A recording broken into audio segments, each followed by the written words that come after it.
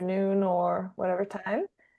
So my name is Violet Skuse. I'm the team lead for the Financial Aid and Awards team at Queen's. In this presentation, I'm going to be going over the topics of budgeting and financial aid options for international students. Before I get started, I just wanted to acknowledge that Queen's is situated on the traditional territory of the Haudenosaunee and Anishinaabe people. We're grateful to be able to live, learn, work, and play on these lands. So I'll give a little overview of what the presentation will be covering. I also want to mention, if you have questions, feel free to pop them in the chat as we go. I will be reviewing the questions once I'm done going over the slides, so I won't be taking questions during the presentation. After the presentation is over, if you have any questions, again, I'll go through the questions in the chat, and you will also have opportunity to, if you want to ask a question verbally as well, that's totally fine. But I'll wait until the end of the presentation to take questions, just so if everything gets covered through the slides, we can go over that first. So just an overview of the presentation today. So I'll be going over what is a budget and how you should begin to plan your expenses for your study. We'll go over the cost of attendance at Queen's and budgeting resources for the study period. Financial expectations specifically for international students related to student visa requirements. And then we'll also go over the available financial aid options for international students. So we'll start off with the budget piece. So what is a budget? This might seem a little self-explanatory, but it's always good to go over. So a budget is a plan to show how much money a person will earn or have access to and how much they will need to be able to spend on their expenses. So there are a variety of things that we budget for, things like purchasing a car or weddings, budgeting for families, grocery shopping, vacation, and obviously the main topic of conversation today, which is budgeting for university education. Every budget should be specific to an individual. So for the budget to work, it should be based on your specific expenses and your specific resources. So not everyone's budget is going to look the same. It will be individual to yourself and your circumstances and your specific expenses. So why should we budget? Budgeting allows us to stay on top of our bills and expenses. So planning in advance allows us to just have foresight on the expenses that are coming up, the bills that are going to need to be paid, things like tuition charges, just to have a good oversight of what's coming up so that we don't miss any deadlines or bills or things like that. Having a budget also reduces financial stress and anxiety, just because when you sort of name your expenses, your resources, having a concrete figure in front of you can help to sort of lessen the uncertainty and anxiety about, paying for expenses that are coming forward. It also gives a greater sense of control and stability for your finances. And it also allows for financial freedom because once you know, what are your expenses, what are your resources, you'll know if you have any resources left over, and you'll be empowered to feel confident in your decisions for finances. So when you're budgeting, it's really important to reflect on what is a need versus what is a want. So needs are sort of mandatory expenses that you'll have to pay. So things like rent, or if you're in first year going to residence, things like that. Utilities, if you are renting, things like tuition, obviously, or like mandatory loans that you might have. An example is a car payment, but maybe you have like a mandatory educational loan that you have to make payments on. Those types of things are needs where you have to make those payments. And things like wants are optional purchases. So dining out or going out for excursions or events, sports tickets, concert tickets, vacations. Those are things that you might want to budget for, but aren't necessarily needs that you have to mandatory set money aside for. So when you're budgeting, the first thing you want to look at is what are your expenses. So things like how much will your tuition and books be? How much rent can you afford in your budget? Does that rent include things like water and electricity? Sometimes when you're renting, all of your utilities and bills are included in the rent price, and sometimes they're additional. So it's important when you're renting to be really clear with your contract with your landlord to know what is included and what is not in your rent so that you can budget appropriately. How much will your internet be? So internet is typically an additional expense. Sometimes, again, depending on where you're living or renting from, internet is included. But other times, again, you have to pay on top of that. So planning for how much your internet will be, which again could vary depending on the provider and things like that. How much will you be paying for phone? So a phone plan, purchasing a phone in Canada, SIM card in Canada, and getting, a phone line active. There will be an expense associated with that. Groceries, it's important to track how much you expect to spend on groceries so that you have that money set aside so that you're able to feed yourself every month. And then other expenses, like the optional expenses, dining out, going out, how much money do you have or anticipate wanting to spend on those expenses? In future slides, we're going to go over some of the values related to the Queen's expenses and like standard living expenses to get an idea of what those expense amounts could be. But again, it'll be dependent on every student. But knowing what your expenses are, what you're expecting to spend each month, each term for the academic year is really important. And it also helps so that you can keep track of what is due when. Because if you have multiple bills, sometimes they're all due at the same time, like the first of the month. Sometimes there are different dates as well. So it's really important to keep on top of that. So for expenses, I also wanted to go over there are different types of expenses that might be in your budget. So a fixed expense is an expense where the value is going to be the same every month, every 2 weeks, depending on, when you're paying for this. So things like rent, utilities, phone bill, tuition, those are usually fixed expenses where you will know roughly what is the amount that I'm expecting to pay every time. Variable expenses are expenses that might change in value. So things like food, you might not spend the same amount on food every month. Entertainment, travel, books and supplies, that can vary depending on which courses you're taking, what's available to you, from lending from the library or not. It'll all depend on that. And then unplanned expenses are things that you might not necessarily know that you have to pay for. So an unexpected breakdown of your laptop, if you have a car and it unexpectedly needs to get repaired, vet bills for pets or other emergencies are unplanned expenses that you might not know are going to happen, but it's also important to keep in mind that those expenses do pop up for the purposes of potentially budgeting for an emergency type of fund.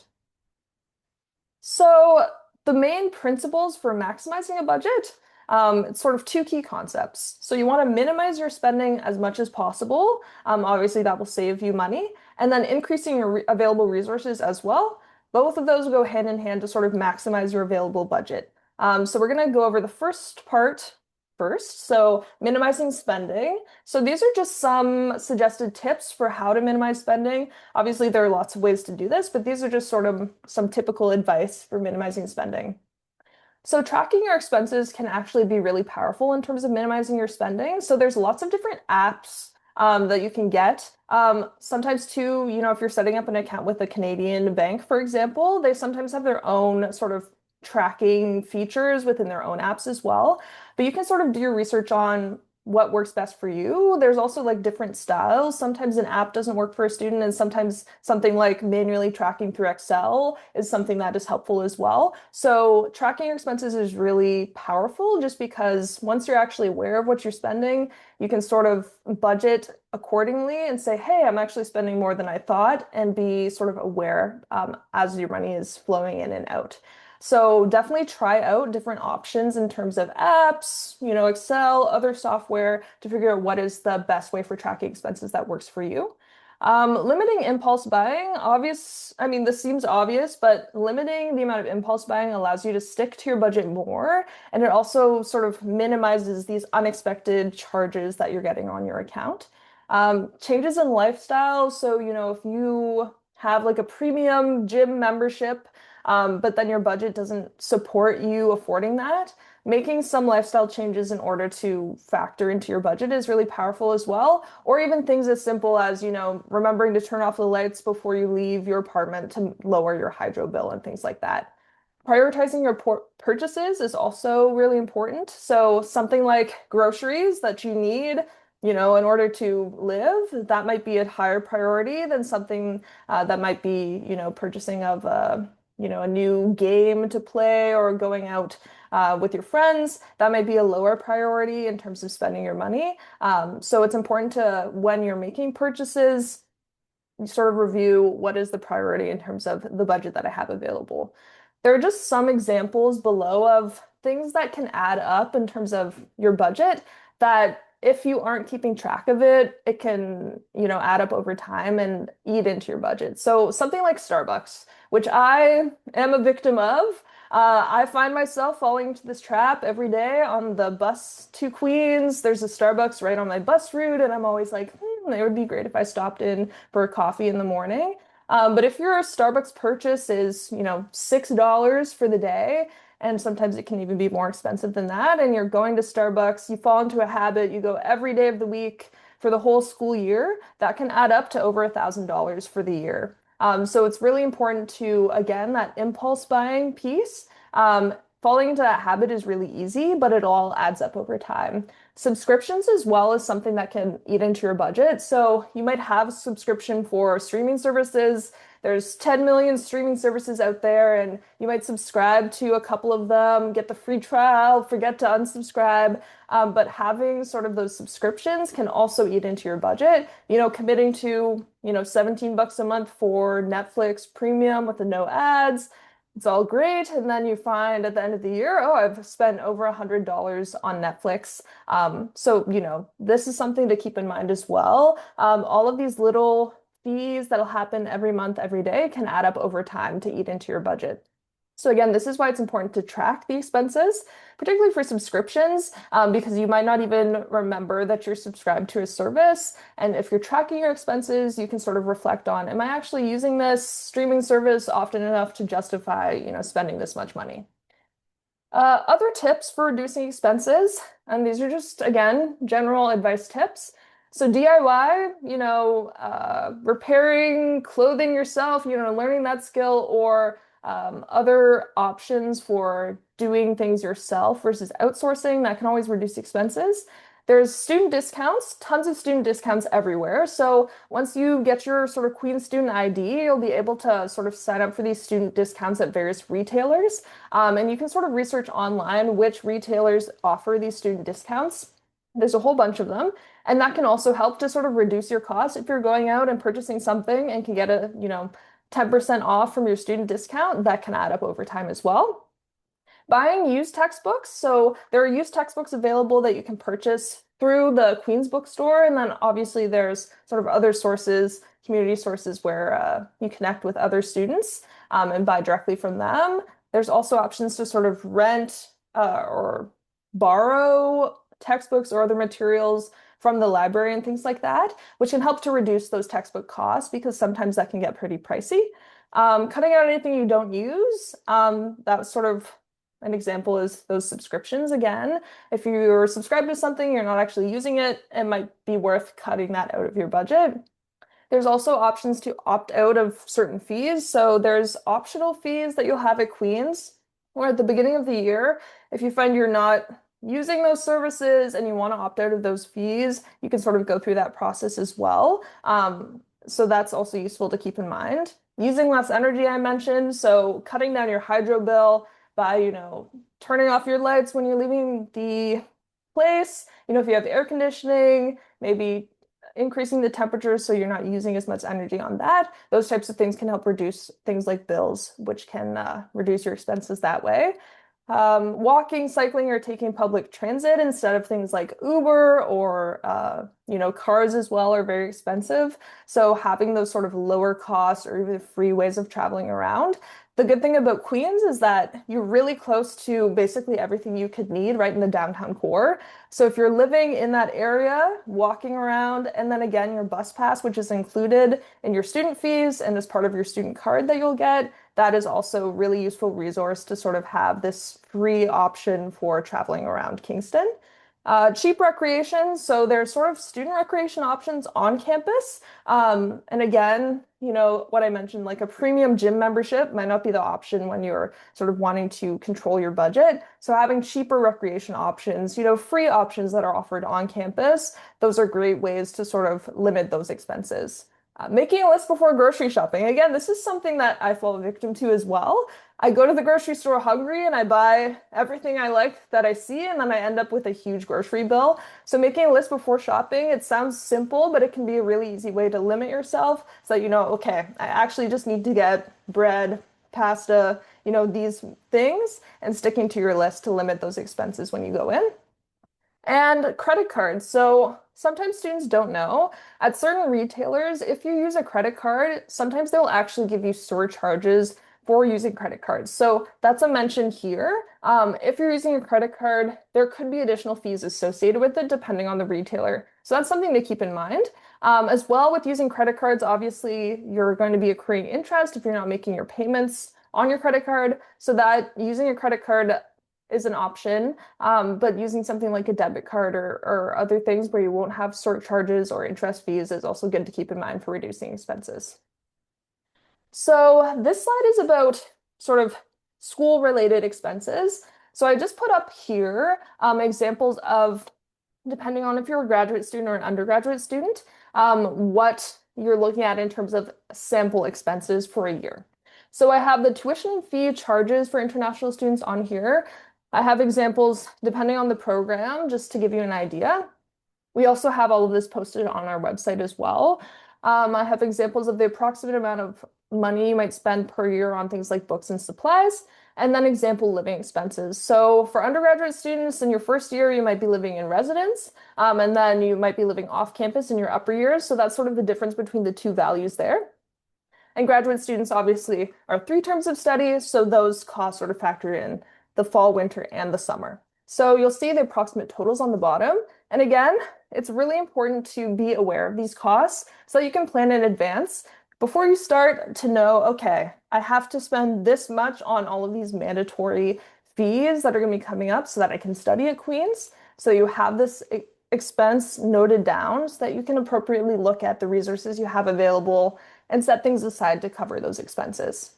We have a page on our website where there are example budgets for students. So that can be useful if you're looking for an example of a budget, depending on your circumstances, that you can refer to as well. For resources, this little table just has examples of resources that might be available to you. So savings, that's a resource that you might have. You might be getting contributions from things like parents or guardians or spouse if you have. Relatives or friends as well might be contributing to your costs. If you have access to things like a trust fund or investments, or an educational savings plan or equivalent, you might have access to those resources for your study as well. In Canada, every province has their own government student loans and government student grants. There are sometimes student loans and grants that international students can access through their home country. So it's good to research that if that's an option that you have available to you as well. You might be looking at working part-time, so you might be expecting to earn some money from income, which will go towards your resources. Things like scholarships, awards, and bursaries, which I'll touch on in the next slides, can also go towards your resources. If you have access to loans from a financial institution, like a line of credit or other loan from a bank or financial institution, that can also go into your resources. And then it's really important when you're doing your budget, go over all of the potential sources of resources and then add them up and see what your total expected amount is. And then comparing that to your expected expenses will allow you to see if there's a shortfall in your budget so that you can plan for what do I need to do to cover this amount of money that I know or expect that I'll have to pay for the year. For study permit guidelines, there is an expectation based on the Government of Canada that you have sufficient resources to pay your tuition fees and your standard living expenses to receive the study permit. So there is an expectation that international students have the resources to cover the cost of study. Queen's financial aid is intended to supplement the existing resources. So it's not intended to replace or cover the cost of study. Instead, it's intended to supplement resources that you already have. So that's important to keep in mind that Queen's financial aid will not be able to cover the full cost of your study. So it's important to understand that and the expectation that you will have those resources based on the study permit guidelines. And then based on that, the amount of Queen's funding that you might be able to qualify for might be limited. So it's good to keep that in mind as well, just to understand that in terms of planning for your resources that are available. So I'm going to go over the financial aid options available through Queen's now. So as I mentioned, if you have the ability to get a student loan through your home country, that's a great option. For domestic students, we say that, government student aid is the first line of financial aid. Typically, it's the largest source of financial aid that a domestic student can get. So it's important to investigate if there's an ability to get student loans, student grants through your home country. Definitely investigate that, as that can be a really useful source of resources. There are also automatic awards that international students are considered for. If you're an incoming student, you get considered when you're offered admission by the international admissions team for the International Admission Awards. Currently, most of those offers have gone out already. However, if you're interested in International Admission Awards, you can always contact the International Admissions team directly to see if there's possibility to still be considered. All of those decisions are made through their office, not actually through the financial aid office ourselves. So that's important to note as well for incoming students. And then once you're a current student as well, at the end of every academic year, based on your performance, you get considered for automatic awards as well. So there's awards for, student that did the best in English 100 and whatever. There's course-specific awards, there's program-specific awards, and all of these you don't have to apply for. You just get considered automatically. So that's good to know as well. This isn't necessarily something that you can plan on expecting to receive, but it's good to know that based on your performance at Queen's, you can potentially be offered automatic awards each year as a current student as well. For bursary, which is a need-based award program, we have our general bursary application. It opens at the beginning of September every year. So every year you can submit this application to be considered for bursary. The application for this upcoming year will be available, like I said, at the beginning of September. And the application link is in SOLAS. So in the Student Center, you have your SOLAS homepage and it has all the tiles. There's a financial aid tile.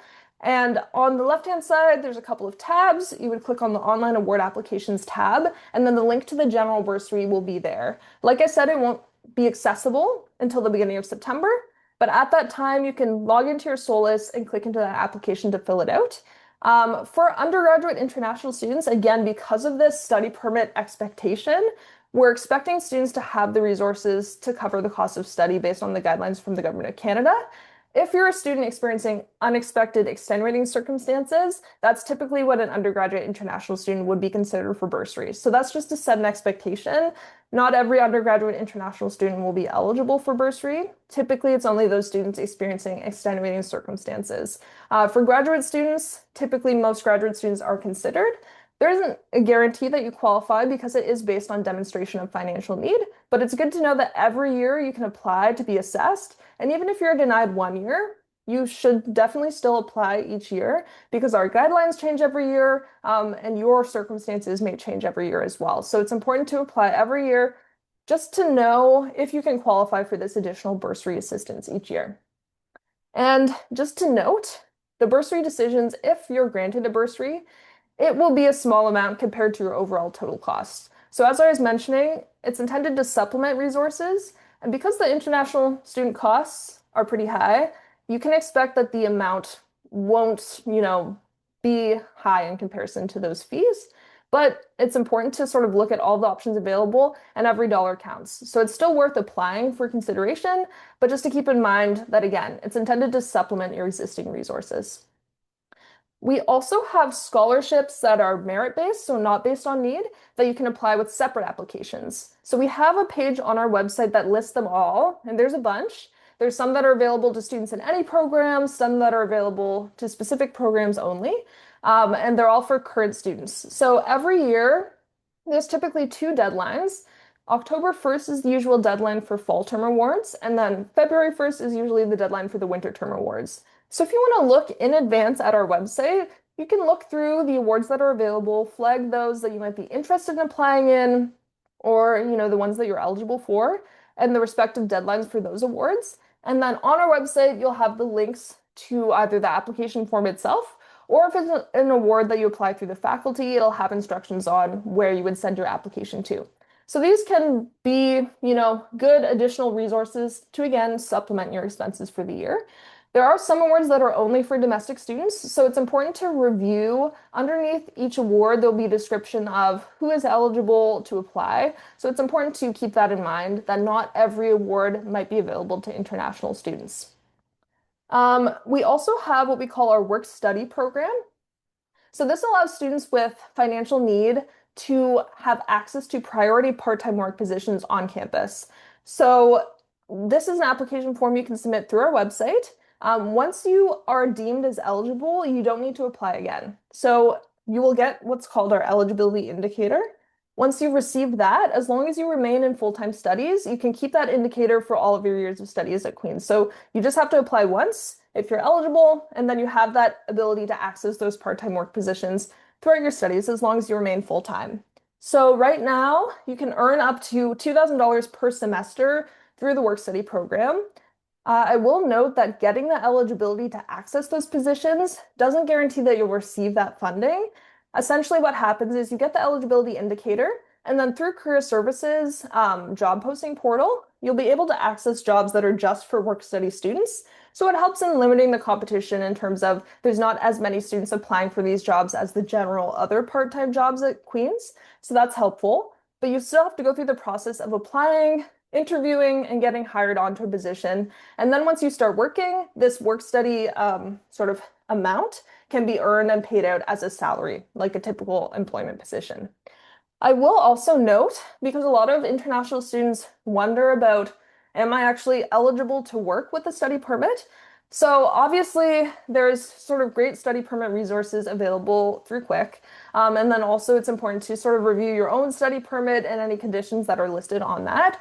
Typically, while you're enrolled in full-time studies, there isn't a cap on the hours you can work on campus as long as you're enrolled full-time. Again, that might vary depending on your own individual study permit conditions, but typically working on campus, there isn't a cap to hours. If you're looking at working part-time off campus, there's typically a cap for the amount of hours you can work weekly just with a study permit. So again, it'll depend on your individual study permit. If there's specific restrictions on your study permit, that can vary. But it's good to keep in mind that working while on a study permit is an option as an international student. On campus, you typically have less restrictions in terms of the hours available, but you can still work off campus as well, typically with the restrictions on the amount of hours. So that's just good to know because a lot of students don't know that they can work with a study permit. Again, there's always nuances to this, so it's important to refer to your own study permit conditions. And, if you have questions, Quick usually has some great resources for that as well. But I wanted to mention that. And then we have a career services office at Queen's that can help with things like it has its own job posting portal for positions on campus, which you can review, but they also offer workshops for things like resume building, interview prep. So if you want sort of resources, if you're looking to do part-time work while you're in studies, the Career Services Office offers great resources for that as well. So I just wanted to mention that. If you're a graduate student, you typically are able to access funding through your department. This can include sort of awards from your graduate program. You could be accessing external awards or working as a TA, teaching assistant, or research assistant. The amount of funding available for graduate students is determined by your program and department. So typically when you get offered admission to the program, they should give you a letter outlining what funding you can expect. And you can always ask back to your sort of department head or the School of Graduate Studies if you have further questions about that. For funding, typically there's a PhD guarantee for a minimum amount. And again, that actual amount that you're receiving for graduate funding will vary depending on the department, the program, and your individual offer. So that's a resource that is available to graduate students, but it's very important to be aware of the actual amount that you can expect to receive for that for budgeting purposes. In terms of other resources, I'll just note a few other resources available to students at Queen's. So we have what's called the Swipe It Forward program, where students who are in urgent support of food resources can be referred by a campus partner. So, our office can refer students to this program, but other offices all across campus can also refer. And essentially, it allows you to have a certain amount of meals added to your student card that you can use at dining halls on campus. So this is really useful to know about, just if you ever fall into the situation where you're not sure where your next meal is going to come from, you can reach out to someone at Queen's, staff member, our office, to be referred to this program so that you have access to dining hall meals. There's also clothing swaps and sort of the thrift store on campus for lower cost clothing options, which is good to know about as well. If you're looking to save money in terms of clothing, typically they have things like, winter coats as well. That can be expensive. So looking at those lower cost options for that is a great way to save money. There's also what we call the Peach Market, which has sort of pay what you can model for food options as well. So again, this is a way to save money on food too. The other thing that's not in the slide that I do want to mention is our office offers an emergency bursary program. So if you are studying in the term and you run into an unexpected circumstance that is going to impact, your ability to cover emergency expenses, an example could be, let's say your laptop gets stolen, or, your apartment floods, or you need to relocate an emergency. You have a medical expense that's not fully covered by your insurance coverage. Our office does offer emergency bursary funding that you can apply for. The application isn't on our website because we like to sort of connect with the students first to understand if you're eligible for the funding. But if you fall into an emergency circumstance and you need emergency support, you can reach out to the financial aid office and we can connect you with that emergency bursary application so that we can sort of assist with emergency expenses. So that I just wanted to note, as sometimes students don't know that we have that option as well. Outside of a regular general bursary, which looks at the standard cost of study, if you fall into an emergency circumstance, there is emergency funding available through our office. So if you fall into that circumstance in the upcoming academic year, again, you can reach out to our office. I also have on here, we have a front desk in Gordon Hall, which is on campus. It's right across from Mitchell Hall, which is the building where the Quick is in. So if you run into emergency circumstances, want to reach out to our office, or have questions about financial aid options, you can always walk into our front desk at Gordon Hall. It's on the ground floor. We also have our own email address and our own phone line. So please feel free to reach out to our office with any questions, concerns you have about financial aid. And again, you can always walk into our office to meet in person with someone to sort of assist with any inquiries that you might have. So that's my slides for the day. What I will do now is go over and look at the chat and see if there are any questions in there. And then again, we will be able to take questions verbally too, if anyone has anything. I don't see any questions in there right